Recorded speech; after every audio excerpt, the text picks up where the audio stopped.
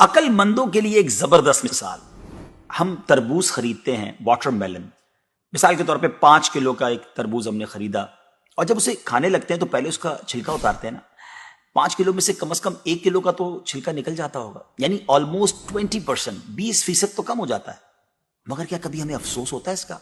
کیا ہم سوچتے ہیں کہ ہم نے تو تربوز چھلکے کے ساتھ خریدا، چلو آج چھلکے کے ساتھ ہی کھا لیتے ہیں؟ ایسا نہیں کرتے نا. اسی طرح مالٹے کا بھی حال ہے کہ ہم خوشی خوشی سے اس کا چھلکا اتار دیتے ہیں، حالانکہ ہم نے چھلکے سمیت خریدا ہوتا ہے، مگر اس چھلکے کو پھینکتے ہوئے ہمیں کوئی تکلیف نہیں ہوتی. یہی حال مختلف پھل اور سبزیوں کا ہے. اچھا، ہم چکن بھی تو خریدتے ہیں، زندہ ثابت، اسی کو تولتے ہیں، تلواتے ہیں، پیسے دیتے ہیں، مگر جب کھانے کی باری آتی ہے، پکانے کی باری آتی ہے، تو اس کے بال، اس کی خال، اس کی آلائشیں نکل جاتی ہیں، تو ویٹ تو کم ہو جاتا ہے، مگر کبھی اس پر دکھ ہوتا ہے؟ نہیں نا.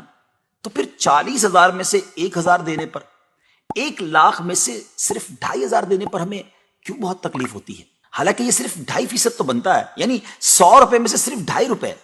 یہ تربوز، کیلے، آم اور مالٹے کے چھلکے اور گٹلی سے تو بہت کم ہے نا. اسی تو زکوٰۃ فرمایا گیا. ہاں، ایک اور بات، سال میں ایک ہی بار دینا ہوتا ہے. مالٹے کا، تربوز کا تو ہر بار چھلکا اتارنا ہوتا ہے نا.